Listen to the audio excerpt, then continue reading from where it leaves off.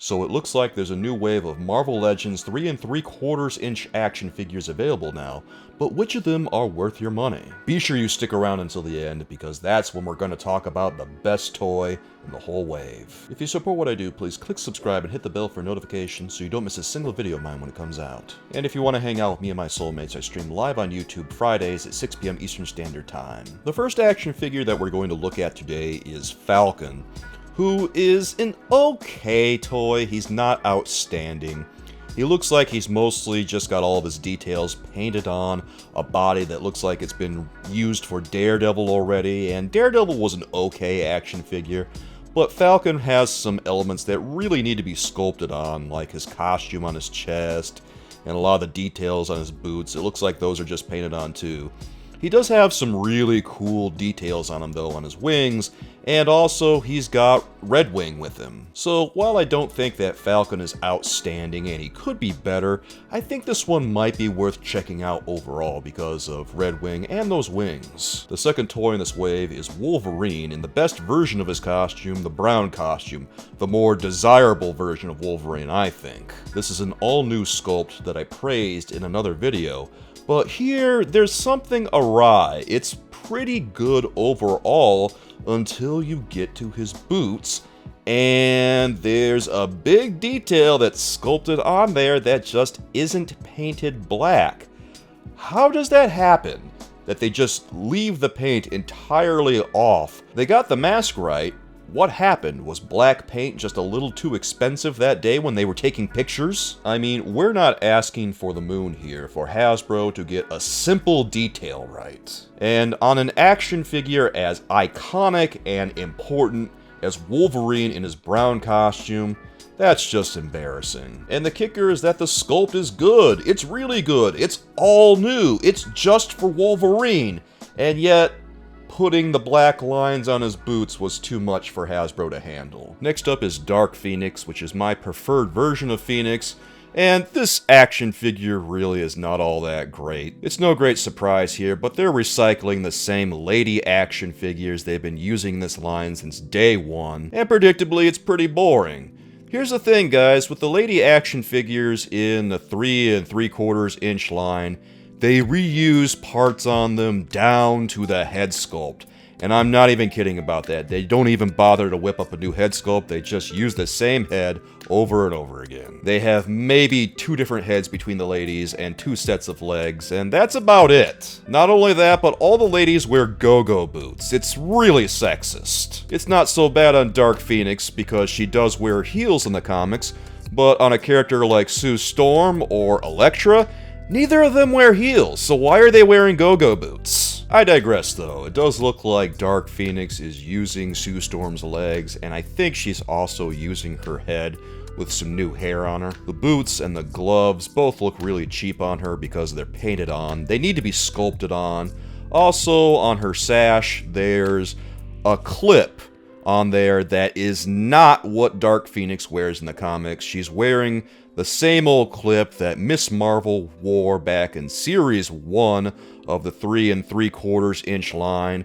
Dark Phoenix doesn't wear that. She wears a clip that looks like the Dark Phoenix logo on her chest. And also on the card backing, they've altered the artwork so that Dark Phoenix looks like she's wearing the right clip in that drawing.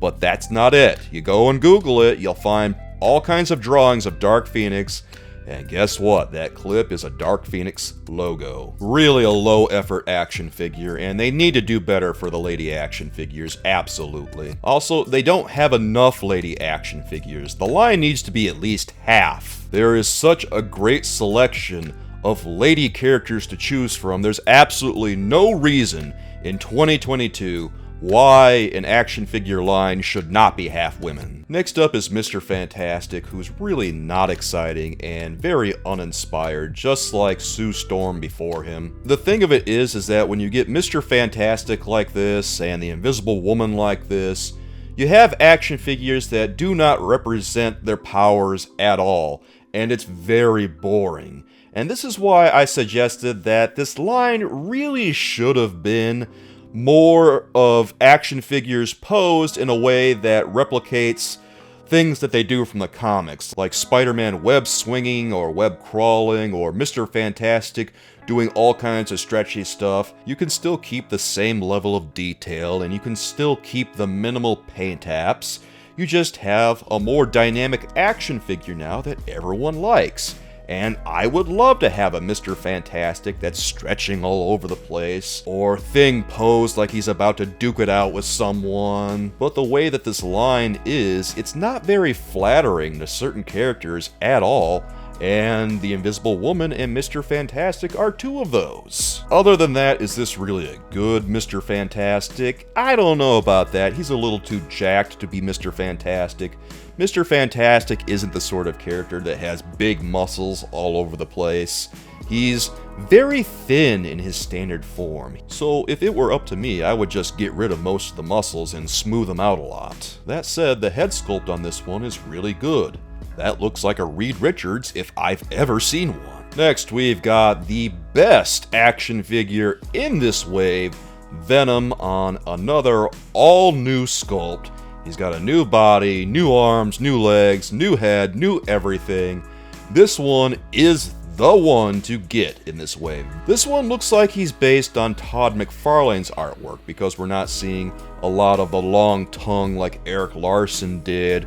We're not seeing a lot of what Mark Bagley did with Venom during the mid-90s. We're seeing a very beefy Venom with just a lot of teeth. I would go so far as to say that this Venom is superior to the Venom that was just released as part of the Spider-Man the Animated Series line or Retro Spider-Man line, whatever you want to call it.